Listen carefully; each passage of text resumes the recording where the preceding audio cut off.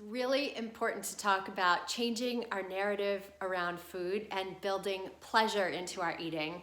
And I love to tell the story of the first time I worked with a nutritionist. I was training for the marathon. This was back in 2000. And I wanted to make sure that I had amazing endurance and good energy and didn't get injured throughout the process. And so I hired this brainiac nutritionist who I really respected. And she happened to actually be pretty obese herself, ironically. And she asked me, "Does my size bother you?" And I said, "No, I'm after your mind, not your body." And so I build that into the story because it impacts how the story unfolds. So I keep a food log for her, right? And I'm in my 20s. I'm single in New York. I'm dating. I'm drinking martinis, sometimes 3 for dinner. Let's be real. And then doing 18-mile training runs the next day and detoxing. It's not how I would tell anyone to train, but it was my journey at the time. So be it. And, I was enjoying dark chocolate and just living my life as a 20-something-year-old and having a lot of fun. And I was lean and fit. It wasn't like I needed to lose weight.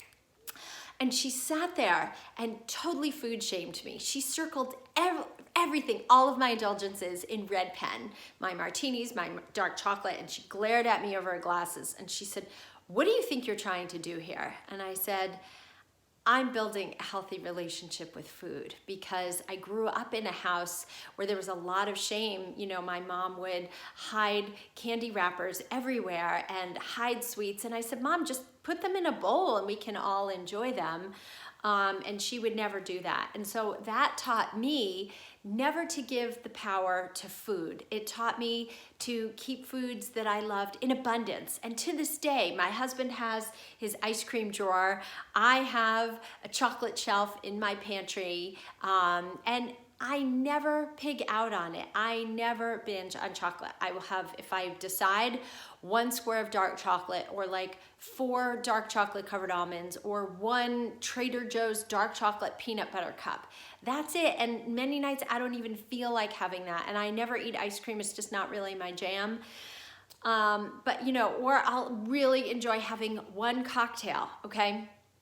And so the story illustrates what I inherently knew and what I see in my clients. And that is this, is permission is the antidote to shame and the gateway to pleasure.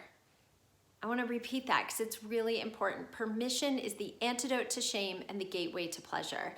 And when we have things in abundance, right, we never binge on them. Because we give ourselves permission to eat these things. So they lose power, they lose their allure, okay? But what happens when these foods kind of trigger you and you feel like you can't stop?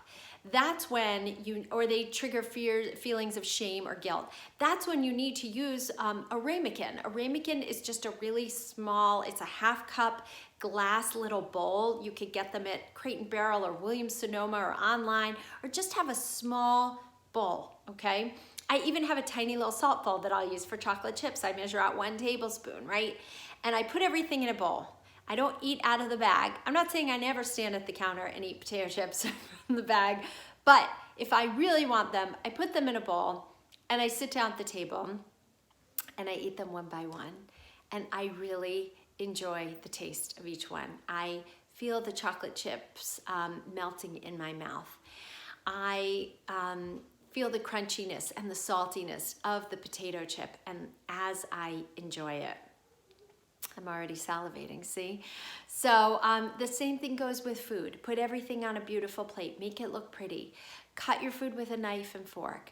Chew it slowly. Chew it about 30 times till it's the slurry, like a consistency of baby food, okay? Really enjoy what you're eating. And instead of saying, "I can't eat that," you can say, I don't eat that. Or, I feel so bad for having potato chips. Say, "I really enjoyed those potato chips."